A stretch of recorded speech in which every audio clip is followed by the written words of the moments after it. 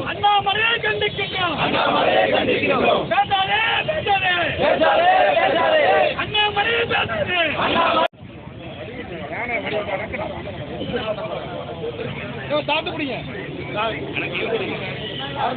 காங்கிரஸ் கமிட்டியின் சார்பாகவும் காங்கிரஸ் மனித உரிமைத்துறையின் சார்பாகவும் எங்களது மாநில தலைவர் பெருந்தகையார் செல்வ பெருந்தகை அவர்களை பாஜக மாநில தலைவர் திரு அண்ணாமலை அவதூறாக பேசி அவரை கொச்சையாக ரவுடி என்று விமர்சித்து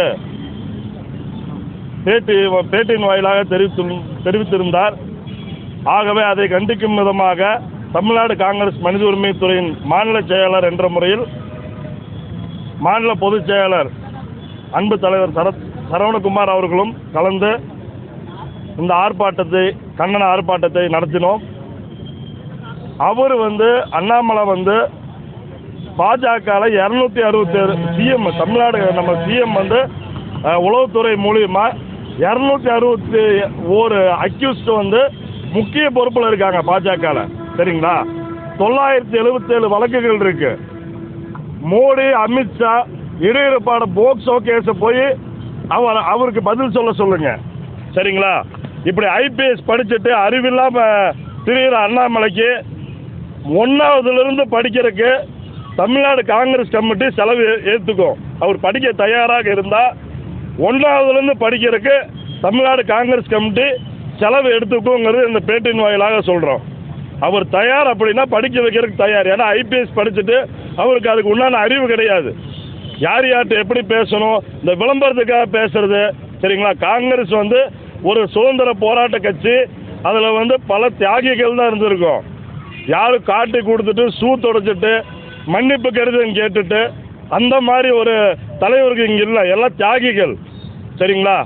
அதனால் அவர் வாயை இதோடு அடக்கி கொள்ளணும். மன்னிப்பு கேட்க வேண்டும். பகிரங்க மன்னிப்பு கேட்க வேண்டும். இல்லாட்டி தமிழ்நாடு காங்கிரஸ் கமிட்டி கேட்க வைக்கும். இதை இந்த பேட்டியின் வாயிலாக அன்போடு தெரிவித்துக் கொள்கிறோம்.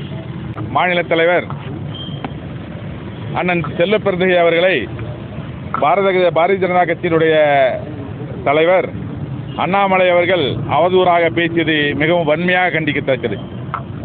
அண்ணாமலை அவர்கள் ஒரு ஐபிஎஸ் படித்தவரை போல செயல்படுவதில்லை.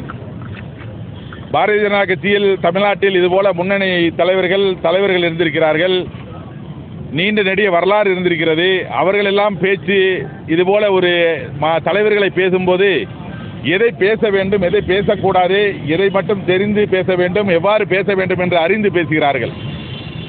நண்பர் கூறியது போல, நமது ரஹமத்துல்லா அவர்கள் கூறியது போல 1ஆம் வகுப்பிலிருந்து அவர் படித்து வர வேண்டும்.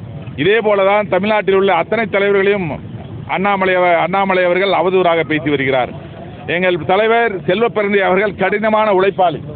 நீண்ட நெடுகாலமாக அவர் பொது வாழ்க்கையில் தன்னை ஈடுபடுத்திக் கொண்டு மிகவும் கடுமையாக உழைத்து வந்தவர். மிகவும் திறமைசாலி, மிகவும் பொறுப்பான ஒரு பதவிக்கு தகுதியான ஒருவரை எங்கள் அருமை தலைவர் ராகுல் காந்தி அவரை தேர்வு செய்து அனுப்பியிருக்கிறார். எங்கள் தலைவர் ராகுல் காந்தி அவர்கள் இன்று நாட்டில் உள்ள அனைவரையும் அளந்து வைத்திருக்கிறார். அதே போல இவர்களுடைய தலைவர் மோடி அவர்களையும் அளந்து வைத்திருக்கிறார். அதை நாம் பாராளுமன்றத்தில் கண்கூட பார்த்தோம். அப்பேற்பட்ட ஒரு தலைவர் நியமனத்தை எங்கள் மாநில தலைவர் செல்வ பெருந்தகை அண்ணன் அவர்களை அவதூறாக பேசுவதை அண்ணாமலை இதோடு நிறுத்திக் கொள்ள வேண்டும். அது மட்டுமல்ல.